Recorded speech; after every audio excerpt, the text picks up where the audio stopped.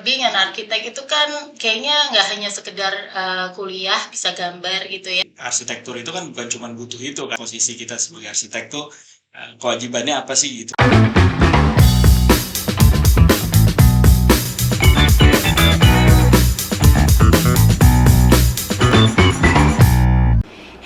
Selamat datang di UNS Podcast powered by Damai Putra. Podcastnya kita berbagi cerita. Apa kabar semuanya? Pastinya nggak kalah seru Pak bintang tamu yang kita undang. Nah, kalau ngomongin hari ini topiknya itu akan seputar yang seru-seru tentang kreativitas gitu ya. Kita bicara sesuatu yang kreatif, kita bicara sesuatu yang penuh dengan dinamika mengikuti. Jadi kita akan bicara yang seru-seru pastinya sama salah satu narasumber yang spesial hari ini ada Mas Nofriansa Yaakub atau senang atau biasa dipanggil dengan nama Mas Riri. Nggak usah lama-lama. Halo Mas Riri, apa kabar? Bim, jadinya ya kenalin Mas Riri. Mas Riri, jadi senang dan biasa dipanggil Mas Riri, bener ya? Iya, bukan senang sih, memang udah panggilan dari kepanjangan ya gitu. Iya. Jadi biasa dipanggil sama Mas Riri. Apa kabar Mas Riri? Baik. Aduh seneng banget bisa datang hari ini di UNS Podcast. Sama-sama. Hari ini lumayan ya, macet nggak tadi dari selatan? Ya, 1,5 jam lah ya. Oke lah. Ya. Dan tol gampang pasti sekarang. Ini karena mungkin ada yang foto apalah ya di Jor biasa. Iya. Pokoknya kalau misalnya lancar sih harusnya ke Kota Harapan Indah dari selatan sih 1 jaman juga sebetulnya atau hampir 1,5 harusnya. Cuman kecuali kalau udah di Jor kan mentok ya nggak bisa kemana. Tentunya biasanya kalau ada sesuatu ya jalan rusak atau macet atau kecelakaan biasa kayak gitu ya. Tapi mungkin sebelumnya pengen kenalin nih ya. Nanti abis itu Mas Riri cerita lagi lebih banyak. Jadi Mas Riri ini adalah founder dari Atelier Riri, ya kan? Biro Arsitek dan Interior. Lalu juga, banyak lah ya. Penulis buku Design for Life dan juga More or Less. Nanti kita akan cari tahu ya cerita tentang latar belakang bukunya dan isinya. Lalu juga pernah jadi nominator dan juga pastinya adalah udah sering ngomong jadi narasumber di mana-mana bicara soal desain arsitek, interior dan juga seputar yang kreatif dan seru-seru berkaitan sama arsitek ya. Kurang lebih. Coba aku pengen tahu gitu ya, dulu awalnya gitu, akhirnya memilih menjadi seorang arsitek. Perjalanannya apa memang dari kecil? Waktu itu sekitar saya kelas 2 SMA itu rumah saya kebanjiran. Terus akhirnya orang tua ada ide untuk merenovasi rumah itu. Nah, di situ pas ketemu sama arsitek punya yang bikin rumah saya itu, nah saya banyak dapat pelajaran gitu, dapat inspirasi lah lebih tepatnya. Nah, sejak saat itu kok seru ya jadi arsitek gitu ya, kayak kita bisa mengatur ruang-ruang di rumah kita gitu, arah hadapnya gimana, posisi jendela gimana. Udah dari situ akhirnya memutuskan untuk masuk sekolah arsitektur. Oke. Gitu. Nah, sebenarnya pas sekolah arsitektur tuh karena itu mendadak di kelas 2 ke kelas 3 langsung berpikir wah semangat arsitektur. Ternyata nggak sesederhana itu ya menjadi arsitek itu belajar. karena nggak cuman ngedesain, ternyata harus ada pelajaran ngitung, ada pelajaran sejarah, udah pusing banget gitu kan. Segitu. Iya, sederhana gitu. Saya senang banget sama sesuatu yang kreatif ya emang ya. Saya senang ngedesain, saya senang membuat satu desain apapun juga gitu ya. Jadi pas lulus jadi arsitek malah saya waktu itu agak kapok gitu ya masuk ke jurusan arsitek. Malah waktu itu selesai sekolah arsitek saya berjanji nggak mau masuk arsitek sebenarnya. Biar saya masuk ke salah satu media tapi yang berhubungan sama rumah. Itu kan masih banyak media cetak ya. Ya udah dari situ malahan saya banyak terinspirasi banyak sama arsitek-arsitek yang memang notabene dia mengaktualkan ilmunya gitu. Jadi arsitektur itu ternyata seseru ini ya gitu, bisa merancang, bisa membuat desain yang inspiratif gitu. Malah di situ akhirnya saya balik lagi senang arsitektur lagi gitu sampai sekarang. Back on track. Nah, tapi ini menarik ya kalau buat Mas Riri sendiri gitu. Kalau saya tuh percaya ya, walaupun saya nggak terjun di arsitek gitu, tapi Ya, being an arsitek itu kan kayaknya nggak hanya sekedar kuliah bisa gambar gitu ya, tapi betul. juga melibatkan apa ya, feeling, melibatkan rasa, melibatkan selera Iya, gitu, iya. melibatkan personality kita sendiri gitu ya, Setuju, bagaimana setuju. kita memandang pada saat kita akan melahirkan gitu sebuah desain. Nah, kalau Iya, di iya. mata Mas Riri sendiri gitu, seperti apa sih melihat dunia atau bisnis yang Mas Riri kembangin sekarang itu? As Iya. being a architect gitu. Wah, Gitu. iya. Mas Riri. Iya, mungkin arsitek itu termasuk ke dalam profesi, berapa ya, 5 apa 6 profesi yang diakui gitu ya, Iya, selain dokter, betul. pengacara gitu, yang mana sebetulnya kayak guru gitu ya. Iya, Ya sebetulnya kita tuh jadi arsitek itu bukan cuman sekedar senang ngedesain, tapi kita harus punya apa ya, harus kayak punya passion dan punya tanggung jawab terhadap apa yang kita rancang gitu. benar.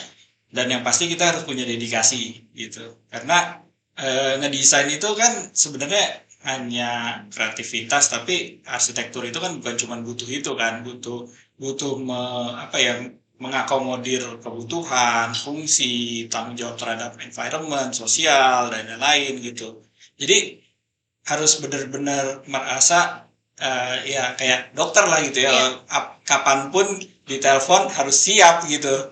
Jadi nggak kenal waktu, nggak kenal apa ya, eh, ya mau dibayar berapa juga harusnya dia udah siap membantu yang yang membutuhkan gitu. iya, Nah iya, harus mikir ke situ sih kalau mau jadi arsitek, sehingga kita tahu potensi kita, nah, kita tahu nanti peran kita harus seperti apa gitu. iya, Kalau kayak saya gini, saya karena dulu saya di media, jadi saya senang sharing gitu. Karena menurut saya karya itu kan harus inspiring orang supaya arsitekturnya itu terus berkembang kan, gitu. Nggak gitu-gitu aja gitu. Jadi saya senang ceritain karya kita, karya saya, terus saya juga sering menceritakan prosesnya gimana, termasuk ya makanya kalau di undang-undang ini saya seneng gitu. Jadi lebih banyak lagi iya. orang yang Inspirasi, terinspirasi.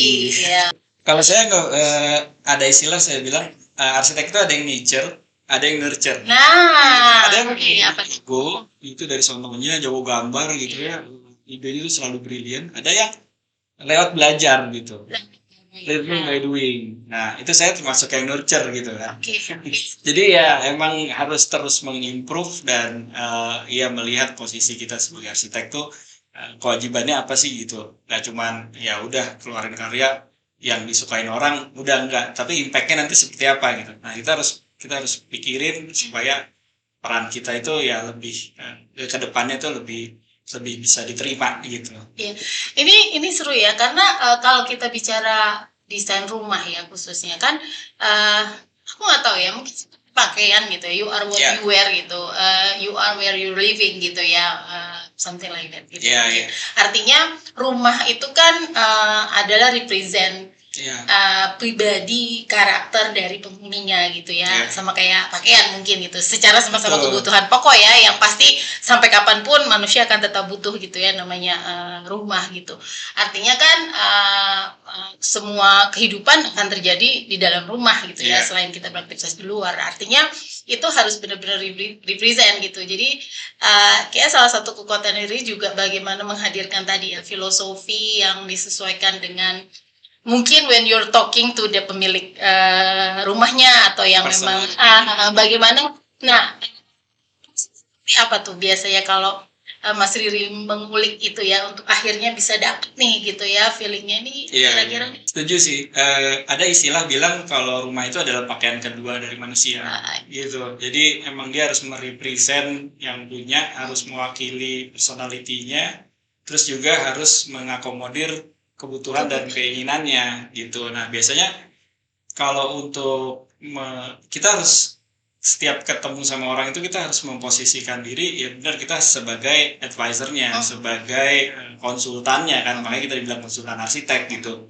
Dan kita harus ngeliat tuh nggak cuman apa yang dia pikirin saat ini, tapi kita harus kayak dalam tanda kutip meriset dikit gitu ya, betul atau betul belakangnya betul dia yang kepoin. lalu kepoin dulu, langsung browsing kan gitu kan.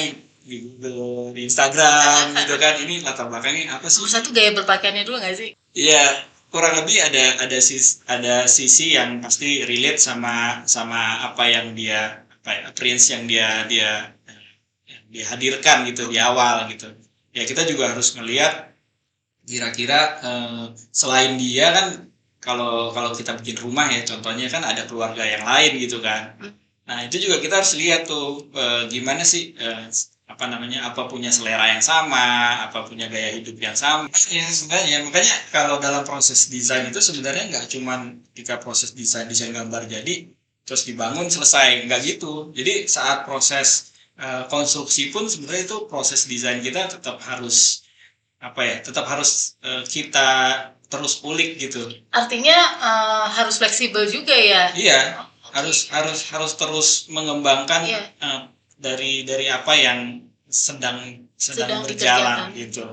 Termasuk ya maksudnya selain kita melihat potensi dari penghuninya, usernya, termasuk potensi dari si bangunan itu sendiri. Kadang-kadang kalau proses desain kan cuma dari gambar, analisanya kan terbatas. Tapi kalau udah jadi tiba-tiba jendelanya madep jemuran orang misalnya, itu View. kan itu harus Iya.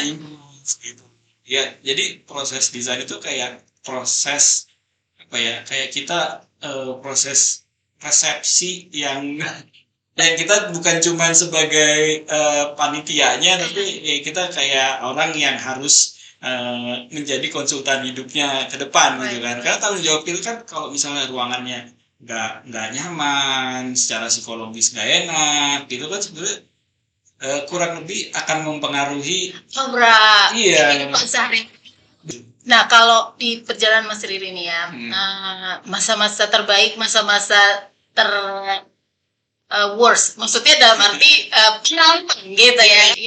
Ada nggak yang pengalaman seru kali ya? Mungkin bukan pengalaman lucu gitu, pengalaman seru yang terjadi misalnya dalam proses dengan klien gitu. Iya, apa ya? Biasanya sih katakan gitu aja deh ya. Ya kalau kalau Yang sering ya, bikin iya iya karena menurut kita kan ya Hmm. itu tadi, kita tuh kan kayak kayak nikah sama orang gitu ya, sama satu keluarga gitu kan. Ya biasanya kan di tengah jalan kan tiba-tiba berubah sifatnya, karakternya, ada Oke. yang berubah jadi makin mesra, ada yang berubah jadi makin makin banyak konflik gitu. Ada aja gitu, padahal dari awal kayaknya pas PDKT enak-enak aja gitu. Nah, itu terjadi sih dalam proses gitu. Karena menurut saya kalau misalnya bikin rumah ya, pada khususnya tuh kita nggak cuman it's all about bisnis gitu ya. Karena kita harus bonding gitu kan. Ya, makanya saya selalu bilang sama calon-calon klien saya bilang ini kita jangka panjang loh gitu. Kita harus minimal kamu sama saya ngobrolnya harus enak dulu gitu, harus nyambung. Kalau kalau nggak nyaman mendingan nggak usah. Itu terimplementasi sesuai dengan apa yang kita inginkan bareng-bareng gitu. Jadi kalau misalnya ada improvement, ada apa, saya terbuka asal kita komunikasinya enak gitu. Jadi kan kadang-kadang kalau misalnya komunikasi nggak enak, ada kan klien misalnya ada project dia diem-diem gitu. Oh, jangan kasih tahu Mas Riri ya. Kalau bisa misalnya dia ngomong apa-apa kayak gitu. Tiba-tiba ditangkap. Iya, tiba-tiba karena juga suka main belakang juga ke arsitek-arsitek kita yang gitu. Jadi ya makanya saya suka suka negor mereka. Loh, justru kalau bilang-bilang kan kita bisa cari solusinya bareng-bareng. Jadi sebetulnya ya bicara tadi bagaimana Mas Riri filosofinya, bagaimana prosesnya gitu, lalu bagaimana menghadapi klien gitu. Ya. Sebetulnya kalau kita melihat tren arsitek ya dan juga interior gitu, sebetulnya kalau ada berapa ya, mungkin 3 atau 5 poin sebetulnya basic-basic yang penting tuh apa sih gitu, untuk orang tuh jadi paham gitu loh, kenapa butuh yang namanya seorang konsultan atau advisor yang bisa memberikan arahan kita dari sisi arsitek, desain arsitek secara keseluruhan rumahnya dan juga interior gitu. Sebetulnya kenapa gitu ya, bahwa hal-hal apa sih yang penting gitu untuk orang akhirnya paham gitu sebelum akhirnya, kan kadang-kadang kan kayak yaudah gue pengen bikin seperti ini gitu, padahal kan mungkin nggak segampang itu gitu melihat kondisi tanahnya misalnya atau apanya gitu. Nah, apa sih yang mungkin orang harus paham gitu ya? Dan ya poin-poinnya sebenarnya sih bukan poin-poin ya, tapi mungkin yang perlu harus utamakan saat ini tuh ya di era sekarang dengan generasi dan regenerasi ya. Benar. Milenial tuh udah butuh rumah sekarang nih. Right. Bukan cuma Iyalah. milenial kan. Iya, even zilenial juga Iya, sudah mulai lah. makanya. Nah, itu kan udah gapnya udah lumayan tuh. Ya. Nah, jadi kalau ya mereka yang udah native sama digital dan lain-lain dengan yang millennials yang masih setengah-setengah gitu. Apalagi Z, X ya. Sebab itu ya, baby boomers. Yang kata Mas Riri, di rumah masih ada tinggal juga Nah, semua generasi. nah, poin saya adalah ya memang kita harus tahu dulu nih, Ya. ini rumah untuk generasi mana gitu. Oke. Karena mereka tuh sekarang punya kecenderungan yang berbeda-beda. Gaya hidupnya maunya kayak gimana di rumah gitu. Terus juga pola pikirnya. Banyak orang yang mikir sekarang, oh pengen punya rumah kayak gini, atau pengen punya rumah kecil aja, atau pengen punya rumah di jauh, tapi atau punya rumah di kota. Sekarang macam-macam gitu. Oke. Pemikirannya itu nggak kayak zaman dulu, karena informasi sekarang udah Lebih banyak mau sih, banyak. lebih tepatnya. Nah itu dulu yang penting. Kemudian ya menyesuaikan sama apa ya namanya anggaran ya, misalnya ya visible sama kemampuan lah gitu ya, kemampuan dia, pengeluaran dia gitu. Karena menurut saya itu juga yang lebih realistis kan gitu. Nah itu yang kedua. Kemudian yang ini yang terpenting, tapi nggak semua orang kadang-kadang sadar ya, soal lebih ke depan itu kita harus lebih adaptif terhadap lingkungan, environment gitu. Makanya kalau ya sebenarnya sudah banyak sih ya yang generasi baru sekarang ini yang muda-muda tuh yang udah lebih tanggap sama itu, pengen punya rumah tuh nggak terlalu besar aja, nggak usah terlalu besar, Ya. terus kecil aja, terus tamannya lebih besar gitu kan, supaya dia punya banyak matahari masuk, terang, udara yang baik, sehingga energi yang dipakai nggak terlalu banyak gitu. Terus sekarang juga udah mulai ada gaya hidup yang mengkolek waste gitu ya, sampah gitu. Udah mulai banyak Upcycle, recycle. recycle. Terus juga gaya hidup olahraga udah lebih sadar akan itu, sehingga pengen lingkungannya itu nggak terlalu banyak polutan gitu-gitu ya. Ya yang kayak gitu-gitu tuh sekarang udah harus kita tanggapi sih, karena ke depan pasti itu semakin dekat sama kehidupan kita, terutama misalnya kayak orang yang udah keluarga kan merasa dia harus menjamin masa depan anak-anak. Jadi ya itu artinya beberapa hal ya bukan pokoknya, tapi seperti apa sih gitu ya, biar everybody to understand gitu sebelum akhirnya memutuskan untuk memikirkan nanti akan misalnya meng-hire seorang konsultan gitu ya, baik dari sisi desain rumah maupun interiornya, sebetulnya harus tetap understand dulu nih ya tadi ya, kurang lebih ya area-area yang tadi Mas Riri sebutkan. Jadi juga lebih realistis gitu ya, dan juga memang jadi happen ya, jadi nggak cuma mimpi ya nggak sih. Pengennya begini tapi nggak memungkinkan lahannya, pengennya begitu, pengennya begini ya.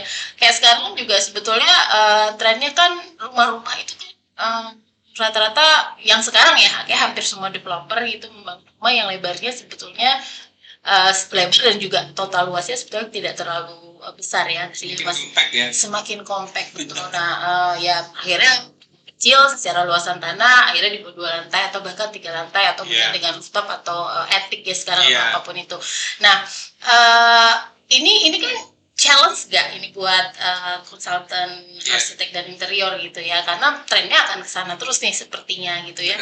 Karena walaupun lebar-lebar segitu juga udah lumayan gitu kan secara harga ya gitu. Memang trennya ke sana nih, bahkan ke depannya juga, apalagi kita bicara memang buat medium kelas menengah gitu ya, yang dimana mungkin rata-rata 1,5 sampai 2 miliar lah ya kalau rata-rata membeli rumah. Nah itu apa nih yang dari pandangannya Mas Riri melihat tren kedepannya ya, disesuaikan juga dengan tren bagaimana developer membangun rumah-rumah yang semakin compact tadi ya, jangan kecil. Iya sebenarnya kalau Sitek tuh ngelihat fenomena ini udah cukup lama ya. Artinya kita kalau ngelihat negara-negara maju tuh kan udah lebih dulu respon itu, karena mereka udah jauh lebih harga dan lain sebagainya udah jauh lebih tidak semakin nggak terjangkau mungkin ya sama semua orang, sehingga konsepnya tuh dibuat lebih kecil, terus hunian dibuat vertikal kayak gitu. Iya. Jadi inspirasi arsitek tuh rata-rata karena emang banyak terinspirasi dari luar gitu ya. Kita tuh ketika tren ini akhirnya sampai ke Indonesia, maksudnya ini sebenarnya bukan tren yang dibuat-buat, tapi emang jadi kebutuhan yang harus direspon kan, Iya. gitu. Karena kalau enggak ya nanti orang nggak bisa dapat tempat tinggal yang layak gitu kan. Nah kita para desainer tuh udah ngebayangin gitu kan, bagaimana membuat skala rumah tetap bisa nyaman dengan space yang semakin tereduksi gitu. Oke. Nggak cuman secara arsitektur, tapi harus masuk ke ke level interiornya Iya, betul. gitu, bagaimana membuat kursi, sofa atau apa yang dimensinya tuh Sampai detail iya, semua pernak-pernik di dalamnya. dimensinya harus lebih apa ya, menyesuaikan lagi gitu. Tapi tetap tanggung jawab itu tetap harus ekonomi, harus nyaman.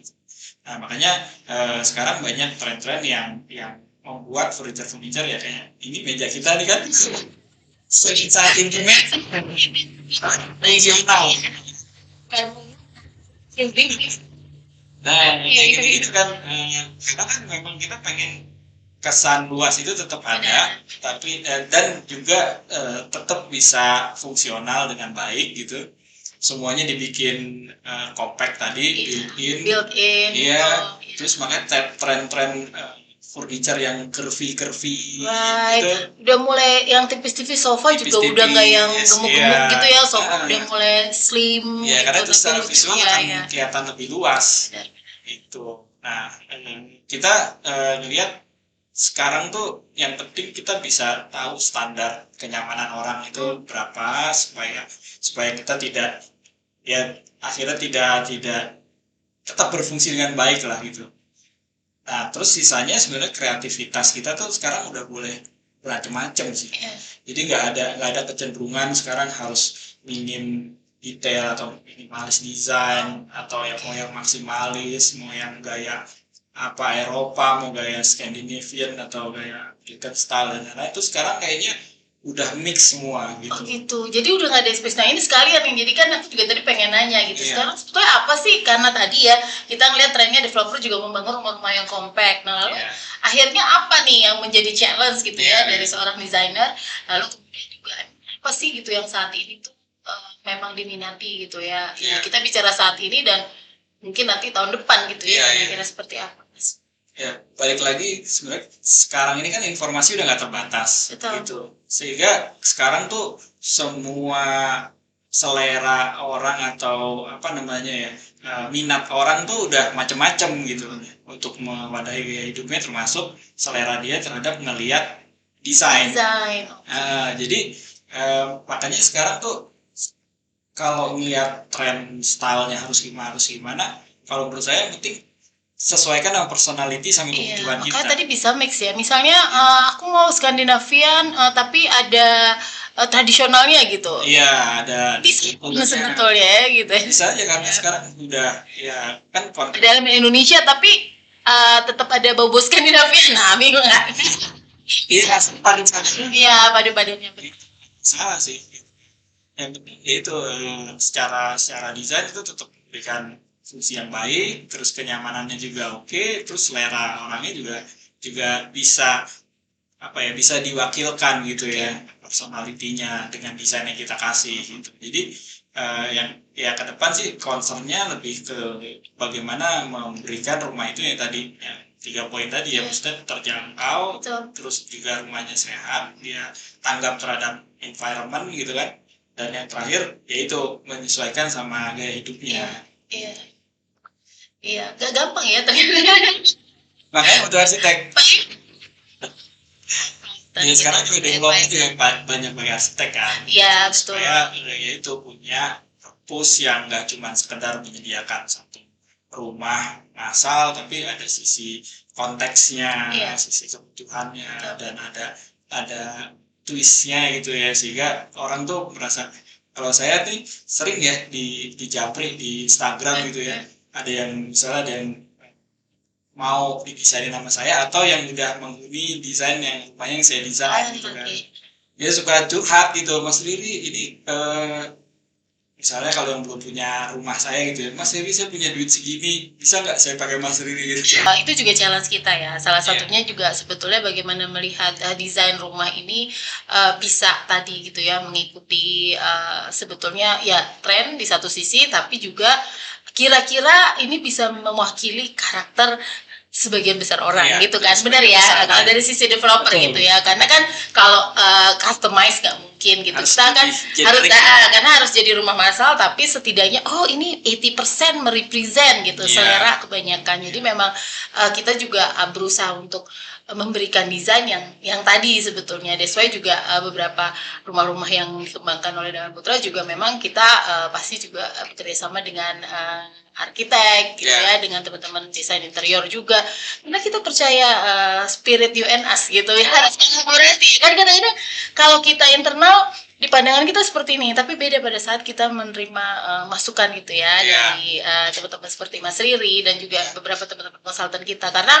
kadang-kadang makanya desain arsitek dan interior ini kan sangat dynamic gitu ya, artinya kita juga butuh insight gitu. Betul. Dari banyak orang, dari konsumen juga gitu ya, dari pasar secara dari seorang penghuni juga, dari seorang yang memang spesialis seperti Mas Riri gitu, untuk akhirnya kita bisa dapat sesuatu yang common gitu ya, yang bisa buat rumah masal tapi dia nggak masih cocok lah gitu, fit dengan karakter dan personality hampir semua orang ya. Nah, kalau misalnya kita bicara rumah masal gitu, sekarang itu yang kira-kira fit gitu ya, paling umum lah Mas Riri gitu ya, fit sama semua karakter orang nih gitu.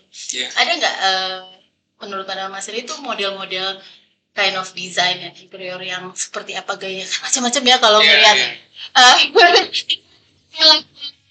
apa tipe bangunan dan juga interior gitu. Industrial lah gitu, gaya apa gitu. Menurut Mas Riri yang paling common gitu yang bisa diterima. Anyway, kalau ngelihat apa ya, sebenarnya kalau disclaimer dulu ya, arsitektur itu kalau tren tuh agak tabu sih Mbak sebenarnya. Iya, karena kan arsitektur itu kan sebenarnya bukan cuma buat saat ini aja kan. Iya sih, kan betul. Itu kan jangka panjang kan. Make sense. Kalau ditinggali, kalau rumah tinggal lah at least 10 tahun, 15 tahun. Itu harus tetap apa ya? Tetap tren gitu ya. Tetap keren. Green, long lasting. Long lasting. Cuma ada kecenderungan perkembangan yang harus kita tetap akomodir. Ya biasanya itu spesifik sih. Biasanya spesifik.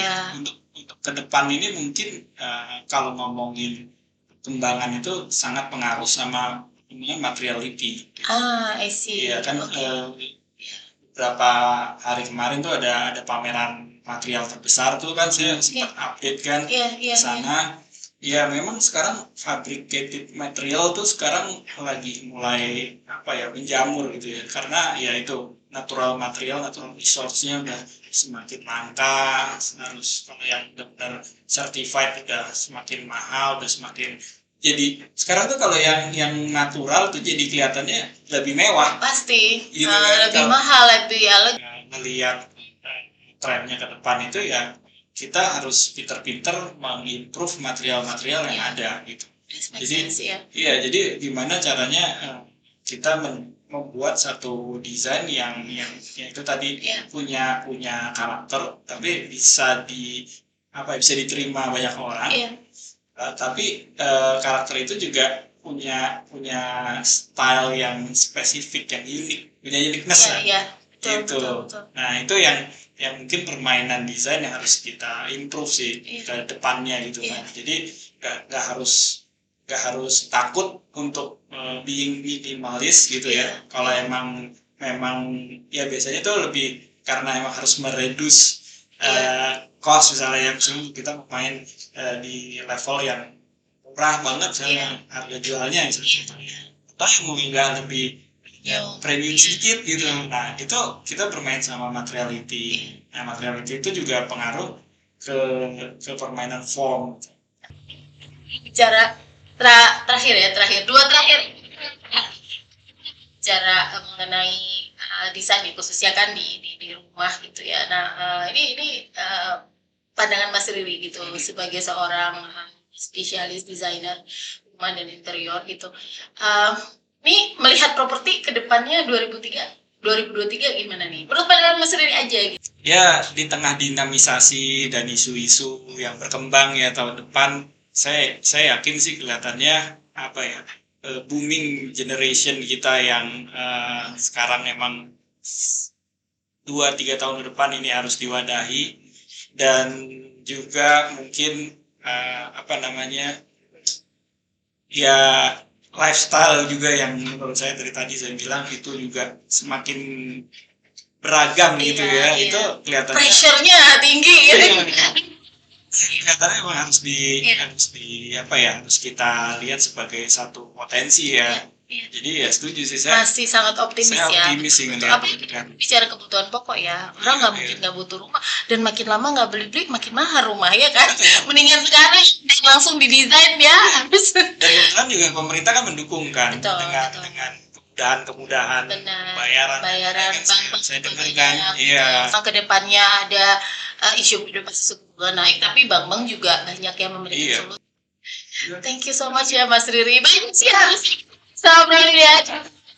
Udah terbatas, nanti pasti kita bakalan ngobrol collab lagi, minta Mas Episode Riri dua episode 2 lebih spesifik ya. Ini kita bahas secara overall dulu gitu ya, bagaimana pandangan Mas Riri. But again, thank you so much for your time hari ini.